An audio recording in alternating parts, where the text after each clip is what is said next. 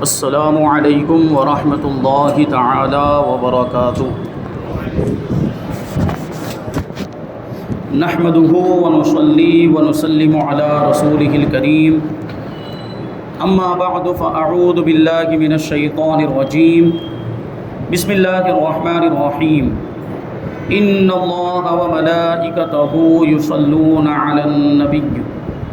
یا ایہا الذین آمنوا صلوا علیہ وسلموا تسلیما۔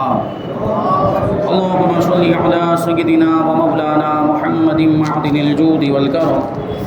وآلہ الکرام وابنہ الکریم وبارک وسلم صلاۃ وسلاما علیک یا رسول اللہ صلی اللہ تعالی علیہ وسلم۔ عزیزان ملت اسلامیہ، جہاں سے پیغمبرانہ دعاؤں کا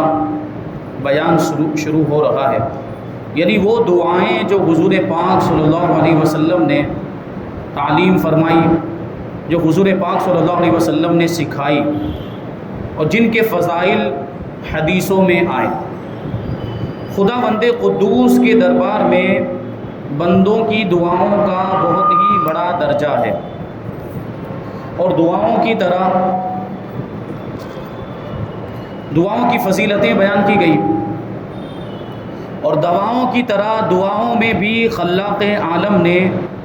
بڑی خاص تاثیرات پیدا فرمائی ہیں۔ یعنی جس طریقے سے دواؤں میں تاثیر ہے، دعاؤں میں بھی تاثیر، بلکہ کبھی کبھی ایسا ہوتا ہے کہ دعا سے اثر نہیں ہوتا اور دعا سے اثر ہو جاتا، دوا سے اثر نہیں ہوتا اور دعا سے اثر ہو جاتا ہے۔ یہ ہوتا ہے کہ ہم علاج کرواتے ہیں، ڈاکٹر کا علاج کرواتے ہیں، ہاسپٹل میں لے جاتے ہیں، دواخانے میں لے جاتے ہیں، اور وہاں سے اگر کوئی فرق نہیں پڑتا تو پھر ہم دعائیں کرواتے ہیں، کسی عالم دین سے، امام صاحب سے، کسی بزرگ سے، کسی بڑی شخصیت سے، کسی نیک آدمی سے ہم دعا کرواتے ہیں، کیونکہ نیک آدمی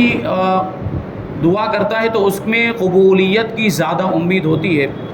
نمازی کوئی بزرگ ہے تو یہ بات مسلم ہے، جس طرح دواؤں میں اثر ہے اسی طرح دعاؤں میں بھی اللہ تبارک و تعالیٰ نے اثر رکھا ہے۔ چنانچہ پروردگار عالم نے قرآن مجید میں بار بار بندوں کو دعائیں مانگنے کا حکم دیا۔ اللہ تبارک و تعالیٰ ارشاد فرماتا ہے ادعونی استجب لکم، یعنی اے بندو تم لوگ مجھ سے دعائیں مانگو، میں تمہاری دعاؤں کو قبول کروں گا۔ اور حضور اقدس صلی اللہ علیہ وسلم نے بھی دعاؤں کی اہمیت اور ان کے فوائد کا ذکر فرماتے ہوئے اپنی امت کو دعائیں مانگنے کی ترغیب دلائی، یعنی رغبت دلائی، اور دعائیں مانگنے کی تعلیم حضور پاک صلی اللہ علیہ وسلم نے خود فرمائی، اور ارشاد فرمایا کہ لیس شیء اکرم علی اللہ من الدعاء، یعنی اللہ تعالیٰ کی بارگاہ میں دعا سے بڑھ کر عزت والی کوئی چیز نہیں۔ یعنی دعا کی اہمیت کا ہمیں اس سے اندازہ لگانا چاہیے کہ اللہ تبارک و تعالیٰ کی بارگاہ میں دعا کی کیا اہمیت ہے۔ فرمایا گیا کہ اللہ کی بارگاہ میں دعا سے بڑھ کر عزت والی کوئی چیز نہیں۔ ترمذی شریف میں اس حدیث کو روایت کیا، اور دعاؤں کی فضیلت اور اہمیت کا اظہار فرماتے ہوئے اللہ کے رسول صلی اللہ علیہ وسلم نے یہاں تک ارشاد فرمایا کہ الدعاء مخ العبادہ، یعنی دعا عبادت کا مغز ہے، عبادت کی اصل ہے۔ یعنی کیا مطلب ہوا کہ ہمیں عبادت کے ساتھ ساتھ دعائیں بھی ضرور کرنی چاہیے، اور پہلے تو ہمیں جو عبادت ہم نے کی ہے اس کی مقبولیت کی دعا کرنی چاہیے۔ ہم نماز پڑھیں تو نماز کے بعد دعا کریں کہ پروردگار ہم نے یہ نماز پڑھی تو ہے، ٹوٹی پھوٹی جو بھی ہم نے عبادت کی اس عبادت کو قبول فرما۔ پھر اپنی حاجتوں کے لیے دعا کرنی چاہیے، اپنی ضرورتوں کے لیے دعا کرنی چاہیے، کہ اللہ کے رسول صلی اللہ علیہ وسلم نے فرمایا کہ دعا یہ عبادت کا مغز ہے، یعنی دعا بھی ایک عبادت کا طریقہ ہی ہے، یہ بھی اللہ تبارک و تعالیٰ کی عبادت ہے۔ اور بندہ اللہ تبارک و تعالیٰ کی بارگاہ میں جب دعا کرتا ہے، اپنی کوئی حاجت پیش کرتا ہے، تو اس میں اس کی بندگی کا اظہار بھی ہوتا ہے، عبدیت کا اظہار بھی ہوتا ہے، اور عاجزی کا اور انکساری کا بھی اظہار ہوتا ہے، کہ ہم اللہ تبارک و تعالیٰ کی بارگاہ میں دعا کرتے ہیں، یعنی اپنی مرادیں مانگتے ہیں، اپنی حاجتیں مانگتے ہیں۔ اس کا مطلب یہ ہے کہ دینے والی ذات اللہ تبارک و تعالیٰ کی ہے، اور ہمارے اندر کوئی طاقت نہیں، ہمارے اندر کوئی قوت نہیں، ہماری کوئی حیثیت اور کوئی اوقات نہیں، ہمارے پاس جو کچھ بھی ہے وہ اللہ کا دیا ہوا ہے۔ تو اس بات کا بھی اعتراف ہوتا ہے کہ ہم اللہ تبارک و تعالیٰ کے محتاج ہیں، اور اللہ تبارک و تعالیٰ ہمیں جو کچھ بھی عطا فرماتا ہے وہ اللہ تبارک و تعالیٰ ہی عطا فرماتا ہے، اللہ تبارک و تعالیٰ کا دیا ہوا ہے جو کچھ بھی ہمارے پاس ہے۔ اور یہ بھی ارشاد فرمایا کہ من لم یسأل اللہ یغضب علیہ، کہ جو اللہ تبارک و تعالیٰ سے دعا نہیں مانگتا تو خدا اس سے ناراض ہو جاتا ہے۔ کیوں؟ کیونکہ ہم دعا کرتے ہیں تو ہم اپنی عاجزی کا اظہار کرتے ہیں تو اللہ تبارک و تعالیٰ اس سے راضی ہوتا ہے کہ بندہ میری بارگاہ میں حاضر ہوتا ہے اور اس بات کا اعتراف کرتا ہے کہ اس کو میری حاجت ہے۔ اللہ تبارک و تعالیٰ یہ جو ہے کہ اس بات سے راضی ہوتا ہے اگر ہم دعا کرتے ہیں، اور دعا نہ کریں یعنی اللہ کی بارگاہ میں حاضری نہ دیں، اللہ تبارک و تعالیٰ کی بارگاہ میں اپنی ضرورتوں کو پیش نہ کریں، اپنی حاجتیں اللہ تعالیٰ سے نہ مانگے تو اللہ تبارک و تعالیٰ اس سے ناراض ہوتا ہے، کیونکہ اس سے بظاہر یہ ظاہر ہوتا ہے، یعنی ایسا تو کوئی انسان سوچ نہیں سکتا لیکن اس سے ظاہری طور پر یہ لگتا ہے کہ انسان کو خدا کی ضرورت نہیں ہے ظاہری طور پر، حالانکہ ایک مسلمان کا یہ عقیدہ ہرگز نہیں ہوتا۔ ایک مسلمان کا تو ہمیشہ یہی عقیدہ ہوتا ہے کہ اسے ہر حال میں، ہر وقت، ہر لمحہ اپنے رب کی ضرورت ہے، اور کوئی بھی بندہ، کوئی بھی انسان اپنے رب سے بے نیاز نہیں ہو سکتا۔ تو پھر ہمیں دعا کرتے رہنا چاہیے ہر وقت اللہ کی بارگاہ میں، جو بھی حاجت پیش آئے، جو بھی الجھن، جو بھی پریشانی ہو، اس کے تعلق سے رب کی بارگاہ میں عریضہ پیش کرنا چاہیے، دعا کرنی چاہیے۔ اللہ تبارک و تعالیٰ ساری مصیبتوں کو دور فرما دیتا ہے، ساری پریشانیوں کو، ساری آفتوں کو دور فرما دیتا ہے، اور وہی ساری حاجتوں کو پورا فرماتا ہے، ساری ضرورتوں کو پورا فرماتا ہے۔ اس لیے طب نبوی کی طرح حضور پاک صلی اللہ علیہ وسلم کی ان چند دعاؤں کا تذکرہ بھی ہم اس کتاب میں شامل کرتے ہیں، اپنے اس بیان میں شامل کرتے ہیں، جو حضور پاک صلی اللہ علیہ وسلم کے معمولات میں رہی، یعنی حضور پاک صلی اللہ علیہ وسلم جو دعائیں کیا کرتے تھے، جن دعاؤں کی حضور پاک صلی اللہ علیہ وسلم نے تعلیم فرمائی، اور جن دعاؤں کے فائدے اور فضیلت حضور نے بیان فرمائی، اور جن کے فضائل و فوائد سے آپ نے اپنی امت کو آگاہ فرما کر ان کے ورد کا حکم فرمایا ہے، تاکہ سیرت نبویہ کے اس مقدس باب سے بھی ہماری یہ کتاب اور ہمارا یہ درس مشرف ہو جائے، اور مسلمان ان دعاؤں کا ورد کر کے دنیا اور آخرت کے بے شمار منافع اور فوائد حاصل کر کے مالا مال ہو جائیں۔ تو دعاؤں کو شامل کرتے ہیں۔ سب سے پہلی دعا ہر بلا سے نجات کے لیے دعا۔ حضور اقدس صلی اللہ علیہ وسلم نے ارشاد فرمایا کہ جو شخص صبح و شام 3 مرتبہ یہ دعا پڑھ لے تو اس کو دنیا کی کوئی چیز نقصان نہیں پہنچائے گی، دنیا کی کوئی بھی چیز اسے نقصان نہیں پہنچائے گی۔ کتنی پیاری دعا ہے۔ اللہ کے رسول صلی اللہ علیہ وسلم ارشاد فرماتے ہیں، وہ دعا یہ ہے، بسم اللہ الذی لا یضر مع اسمہ شیء فی الارض ولا فی السماء وہو السمیع العلیم۔ اس کا مطلب یہ ہوتا ہے کہ اللہ کے نام سے، کہ جس کے نام کے ساتھ نہ زمین کی کوئی چیز نقصان پہنچا سکتی ہے، نہ آسمان کی کوئی چیز نقصان پہنچا سکتی ہے، اور وہی سننے والا، جاننے والا ہے۔ اور یہ دعا کھانا کھانے سے پہلے بھی پڑھی جاتی ہے، بسم اللہ وعلی برکت اللہ بھی پڑھی جاتی ہے، اور یہ دعا بھی بسم اللہ الذی لا یضر مع اسمہ شیء فی الارض ولا فی السماء وہو السمیع العلیم، یہ دعا کھانے سے پہلے بھی پڑھی جاتی ہے۔ اس کا مقصد یہی ہوتا ہے کہ اگر کھانے میں کوئی نقصان دہ چیز شامل ہو گئی ہو اور یہ دعا ہم پڑھ لیں تو وہ چیز ہمیں نقصان نہ پہنچانے پائے۔ اس کے علاوہ بھی صبح و شام اگر یہ دعا ہم پڑھتے رہیں تو ہمیں دنیا کی کوئی بھی چیز نقصان نہیں پہنچا سکتی۔ یہ دعا ہمیں یاد کر لینی چاہیے اور اس کا ورد ہمیں کرتے ہی رہنا چاہیے۔ اب آگے ہے سوتے وقت کی دعا۔ حضور پاک صلی اللہ علیہ وسلم نے ارشاد فرمایا کہ جو شخص بچھونے پر یہ دعا، یعنی بستر پر جانے کے بعد یہ دعا 3 مرتبہ پڑھ کر سوئے گا تو اللہ تعالیٰ اس کے تمام گناہوں کو بخش دے گا، اگرچہ اس کے گناہ درختوں کے پتوں اور ٹیلوں کی ریت کی تعداد میں ہی کیوں نہ، یعنی ٹیلوں کی جو ریت ہوتی ہے ان کی تعداد کو کوئی شمار کر سکتا ہے، یعنی اگرچہ بندے کے گناہ بے شمار ہی کیوں نہ ہو تو اللہ تبارک و تعالیٰ اس دعا کی برکت سے گناہوں کو معاف فرما دیتا ہے۔ اور یہاں گناہ سے مراد صغیرہ گناہ، یعنی صغیرہ گناہ اس دعا کی برکت سے معاف ہو جاتے ہیں۔ کبیرہ گناہ کے لیے توبہ کرنا ضروری ہے، جو بڑے گناہ ہیں وہ بغیر توبہ کے معاف نہیں ہوتے، اور وہ گناہ جن کا تعلق حقوق العباد سے ہے، بندوں کے حقوق سے، جب تک بندہ معاف نہیں کرے گا اللہ تعالیٰ بھی معاف نہیں فرماتا۔ تو اگر کسی کا حق مارا ہے، کسی کا مال چھین لیا، کسی کی غیبت کی ہے، یا کسی کو ایذا پہنچائی، کسی کو تکلیف پہنچائی، تو اس بندے سے پہلے معافی مانگنا ضروری، پھر رب کی بارگاہ میں توبہ کرے تو اللہ تبارک و تعالیٰ اس گناہ کو معاف فرما دے گا۔ بہرحال سوتے وقت بستر پر جانے کے بعد یہ دعا 3 مرتبہ پڑھ لینی چاہیے۔ وہ دعا یہ ہے، استغفر اللہ الذی لا الہ الا هو الحی القیوم واتوب الیہ۔ مطلب یہ ہوتا ہے کہ میں اللہ کی بارگاہ میں اللہ سے اپنے گناہوں کی مغفرت طلب کرتا ہوں، جس کے سوا کوئی معبود نہیں، وہ خود زندہ ہے اور دوسری ساری چیزوں کو زندہ رکھنے والا ہے، وَأَتُوبُ إِلَيْهِ، اور میں اسی کی بارگاہ میں توبہ کرتا ہوں۔ یہ دعا پڑھنی چاہیے بستر پر جانے کے بعد۔ حضور اکرم صلی اللہ علیہ وسلم سوتے وقت یہ دعا پڑھا کرتے تھے، اللہم بسمک اموت واحیا، یعنی اے پروردگار عالم میں تیرے ہی نام سے مرتا ہوں اور زندہ ہوتا ہوں۔ چونکہ نیند بھی ایک قسم کی موت ہے، یعنی آدمی جب سو جاتا ہے تو اس کے اعضاء کام کرنا بند کر دیتے ہیں۔ جس طریقے سے آدمی مر جائے تو اس کے اعضاء کام کرنا بند کر دیتے ہیں، اسی طرح سونے کے بعد بھی یہ کیفیت ہوتی ہے۔ اس لیے یہاں پر نیند کو بھی موت سے تعبیر کیا، یعنی گویا کہ آدمی سوتا ہے تو وہ مر جاتا ہے۔ اس لیے یہ دعا فرمائی کہ اے اللہ میں تیرے ہی نام سے مرتا ہوں اور زندہ ہوتا ہوں، یعنی سوتا ہوں اور پھر بیدار ہوتا ہوں۔ تو جب سونے لگیں تو یہ دعا پڑھ لینی چاہیے، اور اس دعا کی بھی بڑی برکتیں۔ اور جب نیند سے بیدار ہوں تو یہ دعا پڑھنی چاہیے۔ حضور پاک صلی اللہ علیہ وسلم جب نیند سے بیدار ہوتے تو یہ دعا پڑھتے تھے، الحمدللہ الذی احیا نفسی بعدما اماتہا والیہ النشور۔ اور کتابوں کے اندر کچھ مختلف الفاظ کے ساتھ ہے، تھوڑی سی تبدیلی کے ساتھ یہ دعا آپ کو ملے گی، الحمدللہ الذی احیانا بعدما اماتنا والیہ النشور۔ اس کا مطلب یہ ہوتا ہے کہ تمام تعریفیں، تمام خوبیاں اس اللہ کے لیے ہے جس نے ہمیں مرنے کے بعد زندہ کیا، اور اسی کی بارگاہ میں ہمیں مرنے کے بعد زندہ ہو کر حاضر ہونا ہے، پلٹ کر اسی کی بارگاہ میں جانا ہے،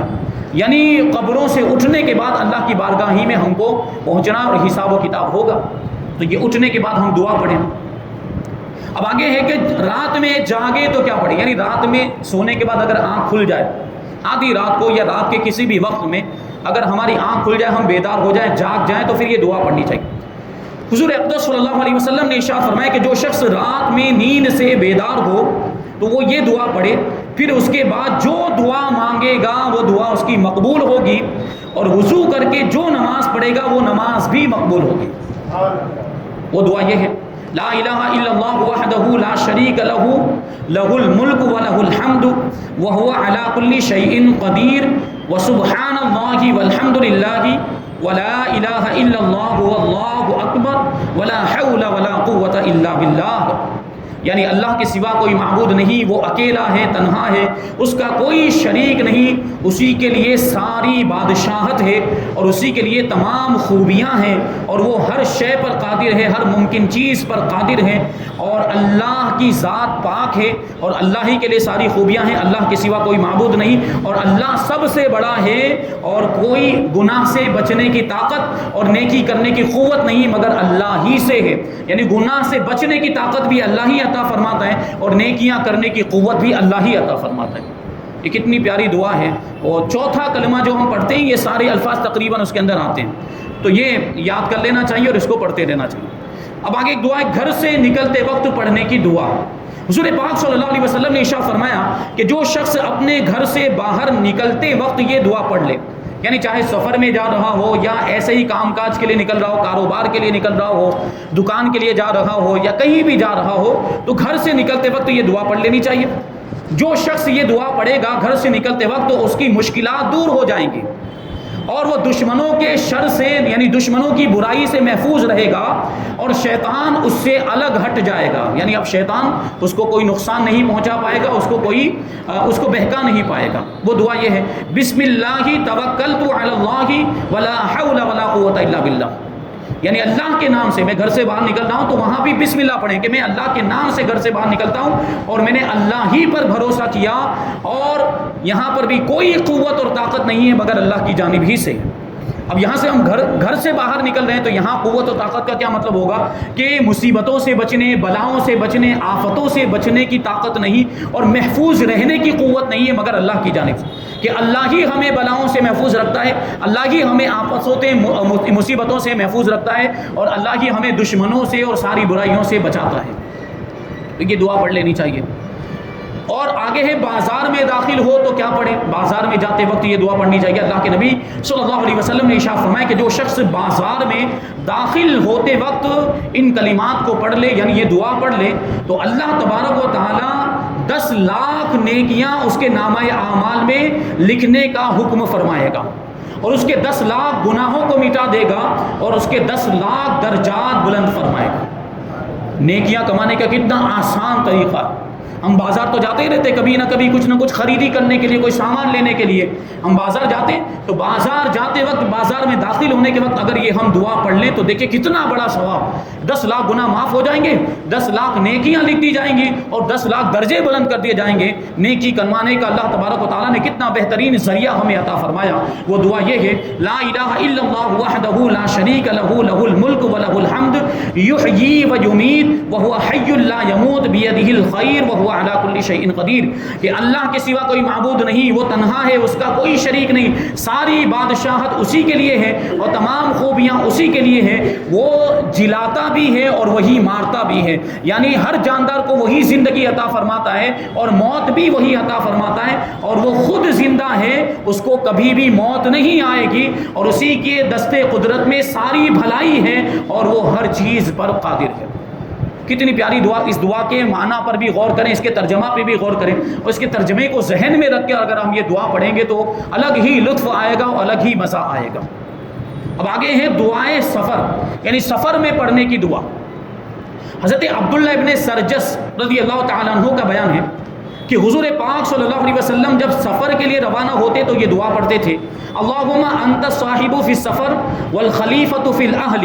اللہم اصحبنا فی سفرنا واخلفنا فی اہلنا، اللہم انی اعوذ بک من وعثاء السفر وکآبۃ المنقلب ومن الحور بعد القول۔ یہ دعا پڑھ لینی چاہیے۔ اس کا مطلب یہ ہوتا ہے، اس دعا کا خلاصہ یہ ہے کہ ہم اللہ تبارک و تعالیٰ کی بارگاہ میں دعا کرتے ہیں کہ پروردگار ہم سفر میں جا تو رہے ہیں تو سفر میں اپنی رحمت کا ساتھ ہمیں عطا فرمانا، اور ہم اپنے گھر والوں کو چھوڑ کر جا رہے ہیں تو ہمارے پیچھے ہمارے جانے کے بعد ہمارے گھر والوں کی، ہمارے خاندان والوں کی حفاظت کرنا۔ اور یہ دعا ہے کہ پروردگار ہمیں تو سفر کی سختیوں سے بچا لے، ہمیں سفر کی سختیوں سے محفوظ رکھ، اور جب واپس لوٹیں تو واپس لوٹتے وقت بھی جو تکلیفیں ہوں ان تکلیفوں سے بھی ہماری حفاظت فرما۔ ہمارے گھر والے جب ہم گھر میں واپس آئیں تو گھر میں واپس آنے کے بعد یہاں پر کسی طرح کا کوئی رنج نہ ہو، کسی طرح کی کوئی تکلیف نہ ہو، واپس آنے کے بعد گھر میں اور خاندان میں اور مال و دولت میں کوئی نقصان نہ پہنچا ہوا ہو۔ یہ دعا ہمیں کرنی چاہیے سفر میں جاتے وقت، اور اتنی پیاری دعا ہے، یہ دعا ہم پڑھیں تو اس کی برکت سے انشاءاللہ سفر میں بھی ہم محفوظ رہیں گے، ساری برائیوں سے، آفتوں بلاؤں سے، واپس آتے وقت بھی محفوظ رہیں گے، صحیح سلامت واپس پہنچیں گے، اور جب ہم سفر میں جب تک رہیں گے ہمارے گھر والے بھی محفوظ رہیں گے، اور یہاں جو مال و دولت ہم چھوڑ کر گئے وہ مال و دولت بھی سلامت رہے گا۔ اور سفر سے واپس آئیں تو پھر کیا دعا کرنی چاہیے؟ حضور پاک صلی اللہ علیہ وسلم جب سفر سے لوٹ کر اپنے کاشانہ نبوت پر مدینہ منورہ میں تشریف لاتے تو یہ دعا پڑھتے تھے، آئبونا تائبونا عابدونا لربنا حامدونا،